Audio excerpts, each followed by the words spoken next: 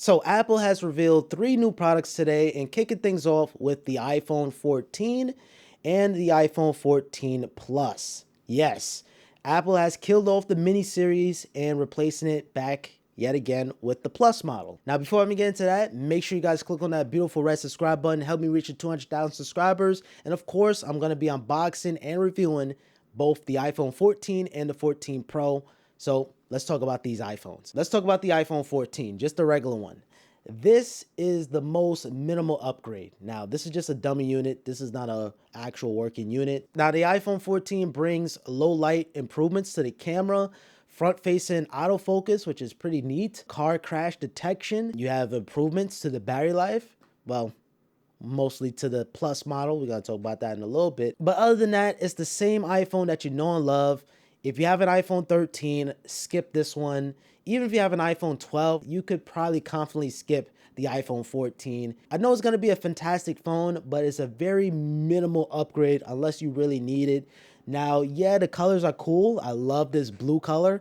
It's very similar to the Sierra Blue from the iPhone 13 Pro last year. And alongside that, you have Starlight, Midnight. And yet again, they changed up the red again, so it's more statuated, more loud, so to speak. And you also have a brand new purple color. Now, the prices still remain the same. Pre-order starts this week, Friday, September 9th, and it will be available September 16th. Now, shifting gears to the iPhone 14 Plus. Yes, Apple brought back the Plus name.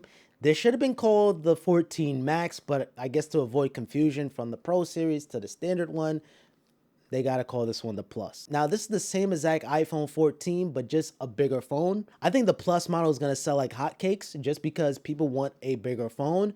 And that's one of the main reasons why people always go with the Pro Max model, just because of the screen size. So now, bringing the larger screen size to a standard iPhone and bringing the price sub $1,000, this thing is starting at $900.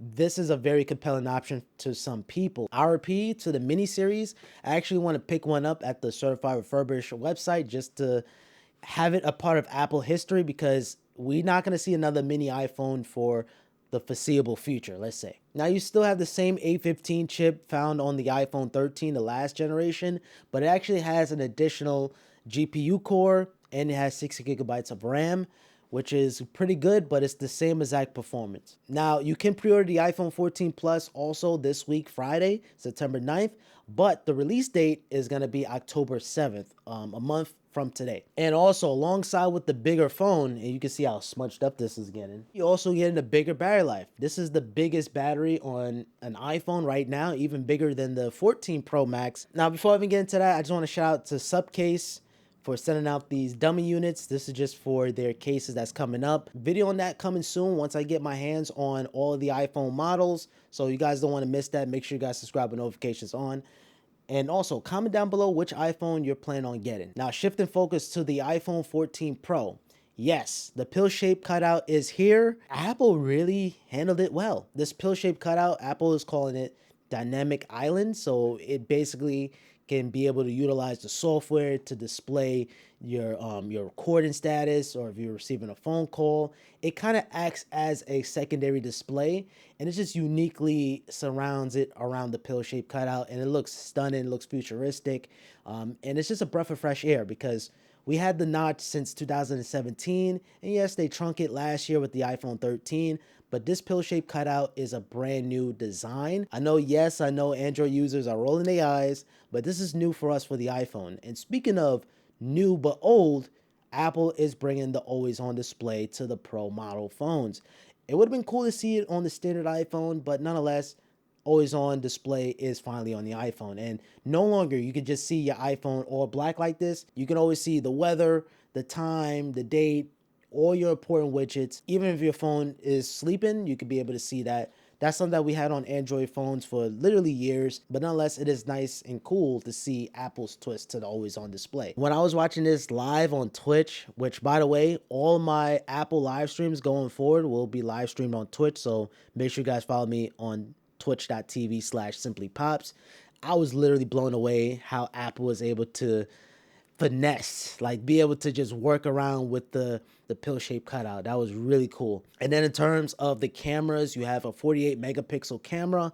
It's unfortunate how we didn't see 8K recording revealed, but 48 megapixels, that means you're gonna have more details into the pictures. It's gonna look a little bit more sharper. And of course you have your ProRes, ProRAW. It is gonna be fantastic. And imagine recording ProRes 48 megapixel on your iPhone 14 Pro. The storage is gonna fly by quickly. No mention at all about faster charging, but I'm still gonna put that to the test. Something I was interested to see, 2-time brighter display. So you have 2000 nits of outdoor brightness. Now, they specify outdoor, so how would the phone tell if you're outside versus inside? That's something I gotta have the device in hand to really see.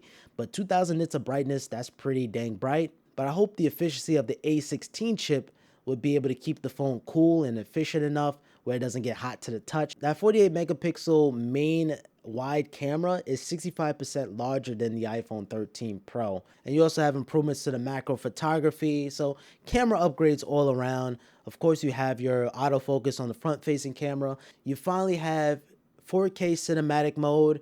This should have been there since day one, because last year we had 1080p and I was looking like I'm never going to use this because it's 1080p, but you have it 4K. Nice. And the iPhone has improvements to stability. It's going to be pretty interesting to see comparing the iPhone 13 Pro to the 14 Pro in video recording and picture quality. It's going to be one heck of a year for cameras this year on the iPhone. You got to actually see the real life, the real test and comparison to really see if there's a difference or not. Now, the iPhone 14 Pro color options comes in that beautiful deep purple, which is the one I'm going with. Space black is going to be interesting to see that one compared to graphite. And then you have your classic silver and gold. Of course, I'm going to be unboxing all the colors so you guys can make a decision on which one you should go with. In terms of storage configurations, still the same exact same. Still the same exact same. So it starts at 128 and it goes all the way up to 1 terabyte, and the prices still remains the same, which is fantastic. This is also going to be available for pre-order this week, Friday, September 9th. The pre-order is going to start at 8 a.m. Eastern time, 5 a.m. Pacific time on September 6th. And then the phones will come out next week, September 16th. And just to answer the question really quickly, which one should you get, the 14 or the 14 Pro? This year, it's a no-brainer. You got to get the 14 Pro. You get in the dynamic island. You get in the better megapixel count. You even get in better, you might even get better battery life because the efficiency of the A16 chip. It's just all around just a better buy. And especially if you're going with the 14 Plus, $100 if you're going with the 14 Pro, or even $200 if you're going with the 14 Pro Max. I think the Pros this year is the way to go. The only reason why I would probably get the iPhone 14 is if you want the Plus model.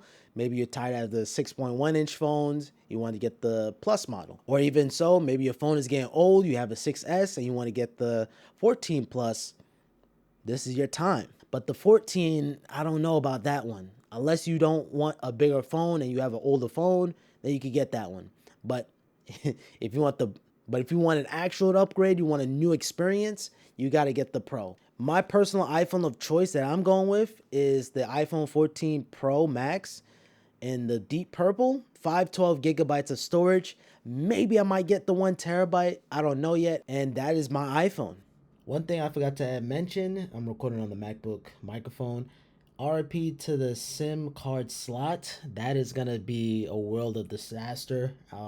I do have a SIM card here and I can't activate it. I can't put the SIM card in the iPhone 14 or the iPhone 14 Pro because Apple removed the SIM card. So it's only for the US, but I just didn't really see the point of that. Not at all, to be honest. But of course, I'm going to be getting all the colors so I can help you guys decide which one you should go with. If you guys want to see that, make sure you guys click on that beautiful red subscribe button. Comment down below, are you planning on upgrading? If not, why? Drop a like on this video, help me out tremendously. And other than that, your boy Pops, and I'll catch you guys on my next video. Peace.